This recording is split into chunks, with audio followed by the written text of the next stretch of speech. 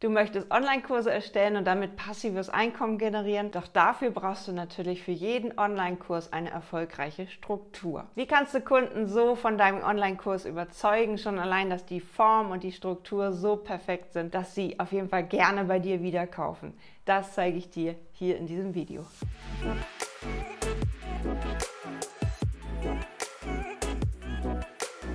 Jotima, wie kann ich eigentlich so einen Online-Kurs erstellen und was brauche ich dafür? Brauche ich jetzt einfach Videos oder wie lang sind die Videos und wie viele Videos sollen jetzt in diesen Kurs rein? All das fragen mich meine Kunden Löcher in den Bauch. Und damit du das jetzt richtig machst, habe ich dir dieses Video aufgenommen, damit du die Struktur deines Online-Kurses wirklich so aufbaust, dass du am Ende wirklich erfolgreich diesen Kurs verkaufst und nicht nur ein- oder zweimal. Als allererstes brauchst du natürlich eine Idee für einen Online-Kurs. Aber hoppla! Ich würde jetzt erstmal davon ausgehen, was ist eigentlich das, was deine Zielgruppe jetzt als erstes brauchen würde. Also gehen wir mal von deiner Zielgruppe aus. Was haben die gerade für ein Problem? Was lässt die nachts nicht schlafen? All das könntest du nehmen und in einen ersten Online-Kurs packen, nämlich die Lösung zu diesem Problem deiner Zielgruppe. Und wenn die das auch noch suchen, dann solltest du diese Keywörter bei Google nehmen und auf jeden Fall sagen, okay, Online-Kurs erstellen, was brauche ich dafür? Das wäre dann hier das Ziel, dieses Video zum Beispiel anzuschauen. Also einen Online-Kurs zu diesem Thema machen und damit Geld zu verdienen. Was würden deine Leute also nachts um 1 bei Google suchen, wenn sie das Thema nicht schlafen lässt, ne, von einem narzisstischen Partner lösen oder wie kann ich richtig abnehmen langfristig oder wie kann ich mein Geld jetzt sicher anlegen? All das sind Themen, die uns wirklich beschäftigen und daraus würde ich aus diesem Problem einen Online-Kurs machen. So sollte der auch heißen oder so ähnlich sollte er heißen. Und eine coole Idee ist natürlich dann immer mit einem Trend zu arbeiten, also mit ChatGPT die Lösung finden, mit KI die Lösung finden oder mit einem gehypten Thema aus deiner Branche arbeiten, damit der Online-Kurs so was Modernes bekommt. Also das möchte ich jetzt haben, damit stelle ich mich jetzt hier nicht lange an und möchte diesen Kurs haben. Den würde ich dann auf jeden Fall auch nachts um 1 wegkaufen von der Stange. Wie lang ist so ein Kurs? Natürlich hängt das davon ab, wie viel du nachher am Ende davon nehmen möchtest. Machst du einen Kurs für 497, musst du davon ausgehen, dass du ihn vielleicht auch nur 3-mal im Jahr verkaufst.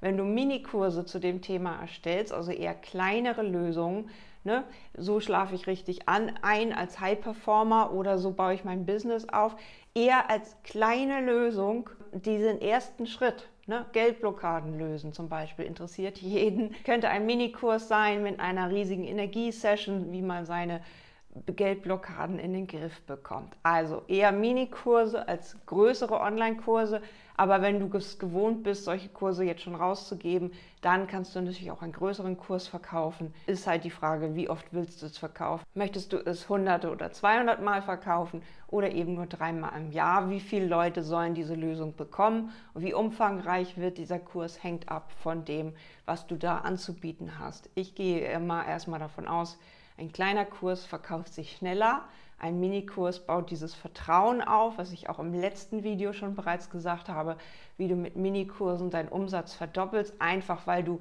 schneller diese Kurse verkaufst und dann eben ein Vertrauen aufbaust für mehr Kurse, für mehr Coaching-Angebote, die du im Nachgang dann verkaufst. Schön ist auch immer dran zu denken, was erzählst du sowieso immer allen Kunden in der ersten halben Stunde. Auch das könnte ein Kurs sein, wie geht diese Methode überhaupt. Und dann nimmst du es einmal auf und verkaufst es immer wieder vorab, vor dieser Session, die du da machst, vor dem Coaching, was du dann gibst und sagst einfach, informier dich erstmal da, hol dir erstmal den Selbstlernkurs für zu Hause, um dich vorzubereiten und dann bekommst du das 1:1 6 Wochen später, zum Beispiel in einer Art Hybrid. Ne? Erst Online-Kurs, dann die Sitzung und das Ganze dann nochmal teurer verkaufen. Punkt Nummer 2, kommen wir jetzt zur Form deines Online-Kurses, nämlich diese Frage nach, müssen es Videos sein, müssen es Audios sein, muss es überhaupt irgendwas sein oder kann es auch irgendwie einfach ein Canva-Workbook sein?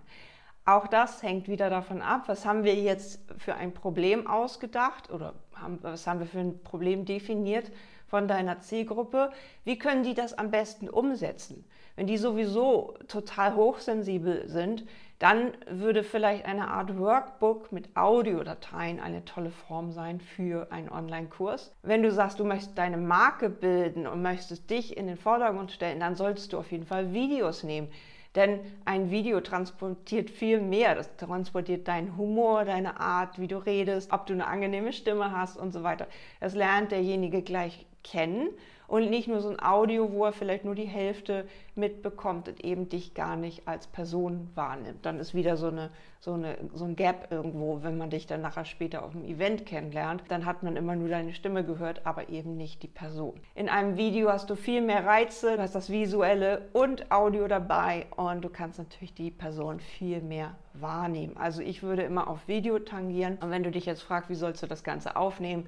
Naja, Tools wie Loom und Zoom und das Handy ermöglichen dir, tolle Videos aufzunehmen, die man dann irgendwie in eine Form Mitgliederbereich nachher bringen kann. Auch mit E-Book, also auch mit Texten arbeiten, ist eine Form von Online-Kurs. Also du kannst ein E-Book erstellen, ein Workbook. Du kannst Vorlagen erstellen, das heißt, du brauchst dann vielleicht gar keine Videos dazu, sondern Canva-Vorlagen oder Vorlagen für Notion, Trello und Co. Du kannst Prompts erstellen für ChatGPT, auch das kann ein kleines Mini-Produkt sein, nämlich die besten Prompts für ChatGPT rausgeben als kleines E-Book und dann verkaufen als Kurs. Noch irgendwie eine Anleitung dazu, fertig ist dein Online-Kurs. Musst du dich überhaupt zeigen für deinen Online-Kurs? Wahrscheinlich auch nicht. Es gibt 100.000 Möglichkeiten heutzutage. Du kannst sogar einen Avatar erstellen für dich oder mit einfach Texten arbeiten und ein Platzhalterbild. Es ist halt eine Frage, wo du hin willst. Meine Kunden sind meistens Personenmarken, das heißt, sie werden irgendwann bekannt für diese Methode und für diese Technik und sich darauf zu konzentrieren, ich mache mich publik mit dieser Lösung und kann man machen. Es ist ein bisschen deine Entscheidung, wo du hin möchtest und wie sehr du deine Marke oder deine Firma branden möchtest, eben auch mit deiner Person. Wie sollen solche Videos aussehen? Wie lang sollten solche Dateien sein und wo hoste ich das Ganze? Natürlich musst du jetzt ein bisschen bedenken, okay, wie kann man solche Videos runterladen? Wie kann man die am besten anschauen? Und da kannst du natürlich mit sowas wie Drive erstmal arbeiten, dass du sagst, okay, ein Video und ein Textmanuskript, das lade ich mir mal eben im Drive runter, wenn ich das Ganze kaufe. Oder du arbeitest mit Mitgliederbereich, so wie ich es mache, dass man mehrere Module hat und mehrere Videos hintereinander. Bei mir sind es meistens 3 bis 5 Module, je nach Umfang des Kurses. Und in diesem Modul sind 4 Videos, sagen wir, pro Modul. Erklärtexte, PDF dazu. Jedes Video hat ungefähr 15 Minuten, maximal vielleicht 22 Minuten. Länger würde ich das Ganze nicht machen, damit man ja so kleine Clips hast. Du kennst das wie bei Netflix, ne? Du guckst eine Serie und dann guckst du nochmal und dann guckst du nochmal und du hast nicht das Gefühl, du hast so einen langen, ewig langen Film gesehen. Das ist ja die Erfolgsmethode der Serien, dass man so dieses angenehme Unterhaltung, man kriegt immer einen Cliffhanger, wie es dann weitergeht. Und so ungefähr musst du dir das in deinem Online-Kurs auch vorstellen. Ne? 3 Videos auf 15 Minuten gucke ich schneller durch, als jetzt ein Video, was eine Stunde geht, wo ich denke, boah, dann muss ich gleich wieder Pause machen, muss auf Klo gehen und so weiter, um das alles durchzuarbeiten. Viel zu aufwendig und du hast eventuell auch das Problem, dass das Video irgendwie hängt in der Übertragung. Ein kürzeres Video, weniger Daten. Und hier sind wir eben auch schon bei dem Datenproblem. Also ein Video solltest du einbetten, entweder bei YouTube, Vimeo oder einem anderen Tool, was irgendwie deine Videos hostet. Oder du kannst in einem Mitgliederbereich dann diese Videos einbetten von dem Video-Host, wie zum Beispiel Funnel Cockpit hat schon so eine Plattform, dass du das Video dort hochladen kannst. Und du hast dann eben eine bestimmte Datenmenge, die du hochladen kannst für Videos in diesem Mitgliederbereich. Also da schon mal mit auseinandersetzen, mehr Videos musst du auf jeden Fall einen Mitgliederbereich haben. Bei Audiodateien verzeiht dir das vielleicht auch deine Webseite, wenn du die dort mal hochlädst und dort hostest. Audios kannst du natürlich auch über eine Drive hochladen und eben auch zur Verfügung stellen, dass man sie downloadet oder über Art Podcast-Systeme, Audio-Host und so weiter arbeiten, wie Soundcloud und so weiter und das Ganze einbinden in dein PDF zum Beispiel, in ein Workbook, wie man durch diesen Kurs kommt. Also meine einfachste Variante, einen Online-Kurs herzustellen, wäre zum Beispiel über Drive, wenige Dateien zum Runterladen, oder du machst eine Art PDF und in jeder Übung gibt es ein Video zum Nachschauen, ungelistet auf YouTube. Du kannst das Video ungelistet einstellen auf YouTube und den Link dann dazu anbieten, sagen Modul 1, dazu diese Anleitung jetzt anschauen. Schon vermeidest du unnötige Datenmengen für deine Webseite. Auf jeden Fall nicht dort die Videos hochladen, das sind viel zu viele Daten für deine Webseite. Gefallen dir meine Videos, dann abonniere doch den Kanal, denn hier ist so viel Wissen jetzt drin und du bekommst alles, um Online-Kurse zu erstellen, passives Einkommen zu generieren mit Büchern, mit Kursen und aus deinem Wissen Geld zu machen, nämlich mit Coaching-Angeboten, am besten digitalisiert.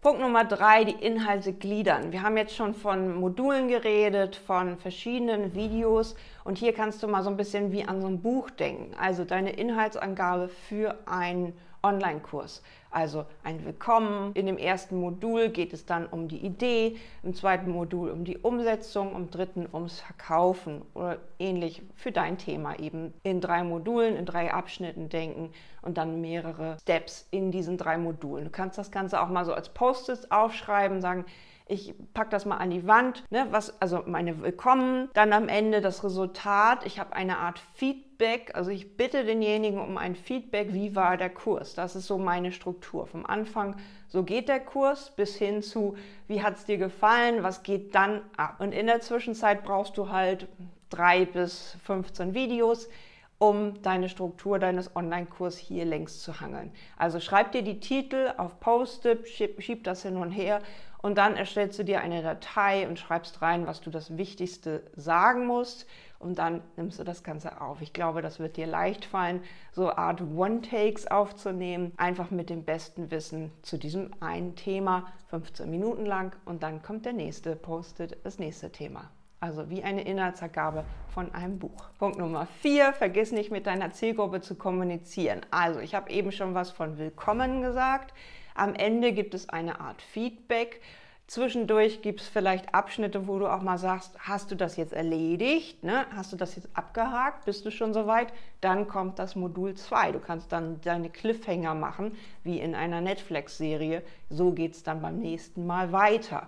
Auch so kannst du so eine Art Struktur in deinen Videos herstellen. Und ganz wichtig am Schluss, wo nimmst du dann den Kunden mit auf die Reise? Also hat derjenige das jetzt geschafft?